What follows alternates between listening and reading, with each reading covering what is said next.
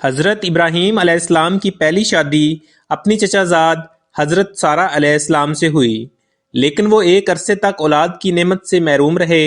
ایک دن حضرت سارہ نے ان سے فرمایا، آپ ہاجرہ سے نکاح کر لیں، شاید اللہ تعالیٰ ان کے بطن سے اولاد عطا فرما دے۔ دراصل یہ سب کچھ من جانب اللہ ہی تھا۔ چنانچہ آپ نے حضرت ہاجرہ کو اپنی زوجیت میں لے لیا اور پھر شادی کے 1 سال بعد ہی انہوں نے حضرت اسماعیل علیہ السلام کو جنم دیا۔ اس وقت حضرت ابراہیم علیہ السلام کی عمر مبارکہ 86 سال تھی۔ جب حضرت ہاجرہ امید سے تھیں تو فرشتے نے آپ کو لڑکا ہونے کی نوید سنائی اور اسماعیل نام رکھنے کو کہا۔ حضرت اسماعیل 1800 قبل مسیح میں پیدا ہوئے۔ حضرت ابراہیم علیہ السلام دعاؤں، آرزوؤں اور تمناؤں کے بعد پیرانہ سالی میں پہلے فرزند کی پیدائش پر خوشیوں کا بھرپور اظہار بھی نہ کر پائے تھے کہ انہیں ایک اور آزمائش سے گزرنا پڑا۔ وہ بحکم الہی نومولود لخت جگر اور فرمانبردار بیوی کو ملک شام سے ہزاروں میل دور ایک ایسی وادی میں چھوڑ آئے کہ جہاں میلوں تک پانی تھا، نہ چرند پرند، اور آدم تھا نہ آدم زاد۔ وادی فاران کے سنگلاخ کالے پہاڑوں کے درمیان تپتے صحرا کے ایک بوڑھے درخت کے نیچے اللہ کی ایک نیک اور برگزیدہ بندی اپنے نومولود معصوم بیٹے کے ساتھ چند روز سے قیام پذیر ہیں۔ جو زاد راہ ساتھ تھا ختم ہو چکا، ماں بیٹا بھوک پیاس سے بے حال ہیں۔ ماں کو اپنی تو فکر نہیں، لیکن بھوکے پیاسے بچے کی بے چینی پر ممتا کی تڑپ فطری امر ہے۔ لیکن اس لک و دک صحرا میں پانی کہاں؟ جوں جوں لخت جگر کی شدت پیاس میں اضافہ ہو رہا تھا، ممتا کی ماری ماں کی بے قراری بھی بڑھتی جا رہی تھی۔ اسی حالت اضطراب میں قریب واقع پہاڑی صفا پر چڑھیں کہ شاید کسی انسان یا پانی کا کوئی نشان مل جائے، لیکن بے سود۔ تڑپتے دل کے ساتھ بھاگتے ہوئے ذرا دور دوسری پہاڑی مروہ پر چڑھیں، لیکن بے فائدہ۔ اس طرح دونوں پہاڑوں کے درمیان پانی کی تلاش میں 7 چکر مکمل کر لیے۔ ادھر اللہ جل شانہ نے حضرت جبرائیل امین کے ذریعے شیرخوار اسماعیل علیہ السلام کے قدموں تلے دنیا کے سب سے متبرک اور پاکیزہ پانی کا چشمہ جاری کر کے رہتی دنیا تک کے لیے یہ پیغام دے دیا کہ اللہ پر توکل کرنے والے صابر و شاکر بندوں کو ایسے ہی بیش قیمت انعامات سے نوازا جاتا ہے۔ حضرت عبداللہ بن عباس رضی اللہ تعالیٰ عنہ سے روایت ہے کہ نبی کریم صلی اللہ علیہ وآلہ وسلم نے فرمایا کہ اللہ پاک حضرت اسماعیل علیہ السلام کی والدہ پر رحمت فرمائے، اگر وہ پانی سے چلو نہ بھرتیں اور اسے رکنے کا نہ کہتیں تو وہ ایک بہتا ہوا چشمہ ہوتا۔ آب زمزم غذا بھی ہے اور شفا بھی، دوا بھی ہے اور دعا بھی۔ اللہ تعالیٰ نے نہ صرف ماں بیٹے کے لیے بہترین غذا کا بندوبست کیا، بلکہ تا قیامت مسلمانوں کے لیے فیضیاب ہونے کا وسیلہ بنا دیا۔ حضرت ہاجرہ اپنے صاحبزادے کے ساتھ وہیں رہ رہی تھیں کہ ایک روز عرب کے قبیلے بنو جرہم کے کچھ لوگ پانی کی تلاش میں وہاں پہنچے اور حضرت ہاجرہ علیہ السلام کی اجازت سے وہیں رہائش اختیار کر لی۔ پھر دوسرے قبائل بھی وہاں آ کر آباد ہوئے اور یوں دیکھتے ہی دیکھتے وہ سنسان صحرا دنیا کے سب سے مقدس و متبرک اور عظیم شہر مکہ مکرمہ میں تبدیل ہو گیا۔ حضرت ہاجرہ علیہ السلام نے بیٹے کی پرورش اور تعلیم و تربیت پر خصوصی توجہ دی۔ 13 سال کا طویل عرصہ جیسے پلک جھپکتے گزر گیا۔ حضرت اسماعیل علیہ السلام مکے کی مقدس فضاؤں میں آب زمزم پی کر اور صبر و شکر کی پیکر عظیم ماں کی آغوش تربیت میں پروان چڑھتے ہوئے بہترین صلاحیتوں کے مالک خوبصورت نوجوان کا روپ دھار چکے تھے کہ ایک دن حضرت ابراہیم علیہ السلام تشریف لائے اور فرمایا، اے بیٹا، میں خواب میں دیکھتا ہوں کہ تمہیں ذبح کر رہا ہوں، تو تم سوچو کہ تمہارا کیا خیال ہے؟ فرمانبردار بیٹے نے سر تسلیم خم کرتے ہوئے فرمایا، ابا جان، آپ کو جو حکم ہوا ہے وہی کیجئے، اللہ نے چاہا تو آپ مجھے صابرین میں پائیں گے۔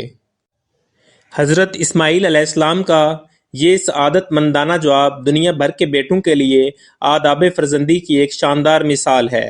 اطاعت و فرمانبرداری اور تسلیم و رضا کی اس کیفیت کو علامہ اقبال نے یوں بیان کیا، یہ فیضان نظر تھا یا مکتب کی کرامت تھی، سکھائے کس نے اسماعیل کو آداب فرزندی۔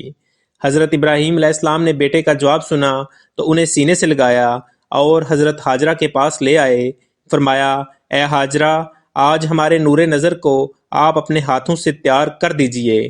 ممتا کے مقدس، شیریں اور انمول جذبوں میں ڈوبی ماں نے اپنے اکلوتے بیٹے کو نئی پوشاک پہنائی، آنکھوں میں سرما، سر میں تیل لگایا اور خوشبو میں رچا بسا کر باپ کے ساتھ باہر جانے کے لیے تیار کر دیا۔ اسی اثناء میں حضرت ابراہیم علیہ السلام بھی ایک تیز دھار چھری کا بندوبست کر چکے تھے، پھر بیٹے کو ساتھ لے کر مکے سے باہر مینا کی جانب چل دیے۔ شیطان نے باپ بیٹے کے درمیان ہونے والی گفتگو سن لی تھی۔ جب اس نے صبر و استقامت اور اطاعت خداوندی کا یہ روح پرور منظر دیکھا تو مضطرب ہو گیا، اور اس نے باپ بیٹے کو اس قربانی سے باز رکھنے کا فیصلہ کر لیا۔ چنانچہ جمرہ عقبہ کے مقام پر راستہ روک کر کھڑا ہو گیا۔ حضرت ابراہیم علیہ السلام کے ساتھ موجود فرشتے نے کہا، یہ شیطان ہے، اسے کنکریاں ماریں۔ حضرت ابراہیم علیہ السلام نے اللہ اکبر کہہ کر اسے 7 کنکریاں ماریں، جس سے وہ زمین میں دھنس گیا۔ ابھی آپ علیہ السلام کچھ ہی آگے بڑھے تھے کہ زمین نے اسے چھوڑ دیا اور وہ جمرہ وسطیٰ کے مقام پر پھر ورگلانے کے لیے موجود ہوا۔ حضرت ابراہیم علیہ السلام نے دوبارہ کنکریاں ماریں، وہ پھر زمین میں دھنسا، لیکن آپ علیہ السلام کچھ ہی آگے بڑھے تھے کہ وہ جمرہ اولا کے مقام پر پھر موجود تھا۔ حضرت ابراہیم علیہ السلام نے تیسری بار اللہ اکبر کہہ کر کنکریاں ماریں تو وہ زمین میں دھنس گیا۔ اللہ تبارک و تعالیٰ کو ابراہیم خلیل اللہ کا شیطان کو کنکریاں مارنے کا عمل اس قدر پسند آیا کہ اسے رہتی دنیا تک کے لیے حج کے واجبات میں شامل فرما دیا۔ شیطان اپنی ناکامی پر بڑا پریشان تھا۔ تینوں مرتبہ کی کنکریوں نے اس کے جسم کو زخموں سے چور کر دیا تھا۔ اچانک اسے ایک نئی چال سوجی اور وہ عورت کا بھیس بدل کر بھاگم بھاگ حضرت حاجرہ کی خدمت میں حاضر ہوا اور بولا، اے اسماعیل کی ماں، تمہیں علم ہے کہ ابراہیم تمہارے لختے جگر کو کہاں لے گئے ہیں؟ حضرت حاجرہ نے فرمایا، ہاں، وہ باہر گئے ہیں، شاید کسی دوست سے ملنے گئے ہوں۔ شیطان نے اپنے سر پر ہاتھ مارتے ہوئے کہا، وہ تیرے بیٹے کو ذبح کرنے وادی مینا میں لے گئے ہیں۔ حضرت حاجرہ نے حیرت اور تعجب کا اظہار کرتے ہوئے فرمایا، یہ کیسے ممکن ہے کہ ایک شفیق اور مہربان باپ اپنے چہیتے اور اکلوتے بیٹے کو ذبح کر دے؟ اس موقع پر بے ساختہ شیطان کے منہ سے نکلا، وہ یہ سب اللہ تعالیٰ کے حکم پر کر رہے ہیں۔ یہ سن کر صبر و شکر اور اطاعت و فرما برداری کی پیکر اللہ کی برگزیدہ بندی نے فرمایا، اگر یہ اللہ تعالیٰ کا حکم ہے تو ایک اسماعیل کیا، اس کے حکم پر 100 اسماعیل قربان ہیں۔ شیطان یہاں سے نامراد ہو کر واپس مینا کی جانب پلٹا، لیکن وہاں کا ایمان افروز منظر دیکھ کر اپنے سر پر خاک ڈالنے اور چہرہ پیٹنے پر مجبور ہو گیا۔ وادی مینا کے سیاہ پہاڑ، نیلے شفاف آسمان پر روشن آگ برساتا سورج، فلک پر موجود تسبیح و تحلیل میں مصروف ملائکہ، اللہ کی راہ میں اپنی متاع عزیز کی قربانی کا محیر العقول منظر دیکھنے میں محو تھے۔ مکے سے آنے والی گرم ہوائیں بھی مینا کی فضاؤں میں موجود عبادت و اطاعت، تسلیم و رضا اور صبر و شکر کی ایک عظیم داستان رقم ہوتے ہوئے دیکھ رہی تھیں۔ روایت میں آتا ہے کہ جب حضرت ابراہیم علیہ السلام نے حضرت اسماعیل علیہ السلام کو لیٹنے کی ہدایت دی تو حضرت اسماعیل علیہ السلام نے فرمایا، ابا جان، میں پیشانی کے بل لیٹتا ہوں تاکہ آپ کا چہرہ مجھے نظر نہ آئے، اور آپ بھی اپنی آنکھوں پر پٹی باندھ لیں تاکہ جب آپ مجھے ذبح کر رہے ہوں تو شفقت پدری کے امر الہی پر غالب آنے کا امکان نہ رہے۔ صبر و استقامت کے کوہ گراں والد نے گوشہ جگر کے مشورے پر عمل کیا، اور جب اسماعیل علیہ السلام لیٹ گئے تو تکمیل احکام خداوندی میں تیز دھار چھری کو پوری قوت کے ساتھ لخت جگر کی گردن پر پھیر دیا۔ باپ بیٹے کی اس عظیم قربانی پر قدرت خداوندی جوش میں آئی، اور اللہ جل شانہ کے حکم سے حضرت جبرائیل علیہ السلام جنت کے باغات میں پلے سفید رنگ کے خوبصورت مینڈے کو لے کر حاضر ہوئے۔ ابراہیم خلیل اللہ نے ذبح سے فارغ ہو کر آنکھوں سے پٹی ہٹائی تو حیرت زدہ رہ گئے۔ بیٹے کی جگہ ایک حسین مینڈا ذبح ہوا پڑا تھا، جبکہ اسماعیل علیہ السلام قریب کھڑے مسکرا رہے تھے۔ اسی اثناء میں غیب سے آواز آئی، اے ابراہیم، تم نے اپنا خواب سچا کر دکھایا، بے شک ہم نیکی کرنے والوں کو ایسا ہی بدلہ دیا کرتے ہیں۔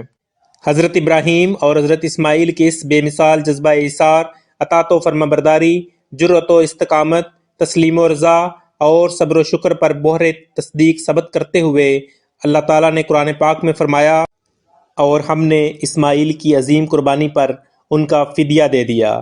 اللہ رب العزت کو اپنے دونوں برگزیدہ اور جلیل القدر بندوں کی یہ ادا اس قدر پسند آئی کہ اسے اطاعت، عبادت اور قربت الہی کا ذریعہ قرار دیتے ہوئے قیامت تک کے لیے جاری فرما دیا۔ اس ایمان افروز ویڈیو کو شیئر ضرور کریں۔ جزاکم اللہ خیر۔ رب العالمین تمام امت مسلمہ کو عمل کرنے کی توفیق عطا فرمائے، آمین۔